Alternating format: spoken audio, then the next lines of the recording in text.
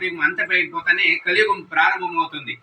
కలియుగం ప్రారంభం అయినప్పుడు లోక కళ్యాణం కోసం యాగం చేయాలని నిర్ధారిస్తారు. అంటే ఈ లోకం ఇంకన్నా బాగుండి అందరూ ప్రతి ఒక్క జీవరాశులు అన్ని బాగుండి మహర్షులు ఇది చేస్తారు, యాగం చేయాలని నిర్ధారం.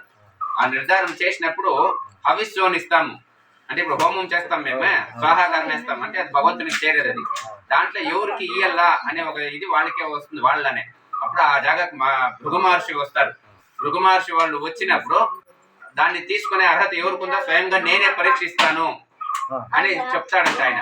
అప్పుడు మొదలు సత్యలోకానికి పోతాడు, అంటే బ్రహ్మం దగ్గరికి, బ్రహ్మలోకానికి పోతాడు. బ్రహ్మనికి తెలుసును ఈయన మహా తపస్సంపన్నుడు, అంతే దురాంకార్యులు, ఈయన పోయేది ఆయన గమనించలేదు.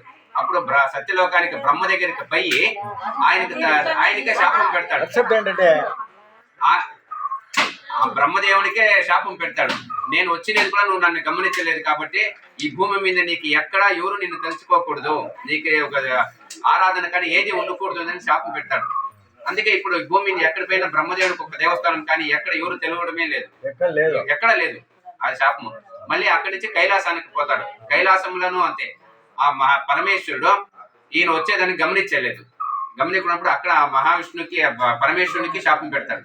నేను వచ్చినది నువ్వు గమనిలేదు, నువ్వు ఈ భూమి పైన నీ ఒక రూపమే లేకుండా పోని అని. ఇప్పుడు ఈశ్వరునికి ఎక్కడ రూపమే లేదు, దేవస్థానంలో లింగాకారమే తప్ప, లింగము ఉంది తప్ప రూపం ఎక్కడా లేదు స్వామికి, పరమేశ్వరునికి ఎక్కడ భూమి మీద ఎక్కడే పోని లింగము తప్ప ఆయనకు రూపం లేదు.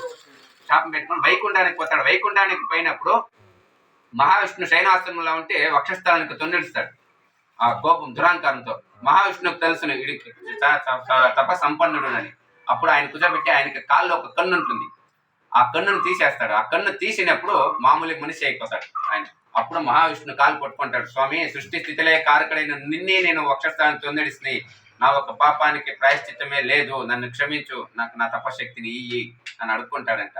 అప్పుడు చెప్తాడంట, నువ్వు ఈ భూమిని ప్రదక్షిణ చేస్తావు, ప్రదక్షిణ చేసినప్పుడు శేషాచల పర్వతం అనే ఒక క్షేత్రం నీకు చిక్కుతుంది, ఆ జాగాలో నన్ను గురించి నువ్వు తపస్సు చేయి, అప్పుడు నీ తపశక్తి నేను ఇస్తాను అని చెప్తాడంట.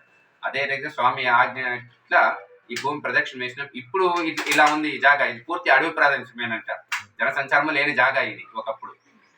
ఈ జాగాలో తపస్సు చేసి ఆయన తపస్సుకు మెచ్చి దర్శనం ఇచ్చిన జాగా ఇది. అందుకోసమే అప్పటి నుంచి నేత్ర దర్శనమే వచ్చిన విశేషము. 6 రంధ్రాలుగా ఉంది కదా, అంటే మనుష్యునికి 6 చెడ్డ గుణాలు ఉంటుంది.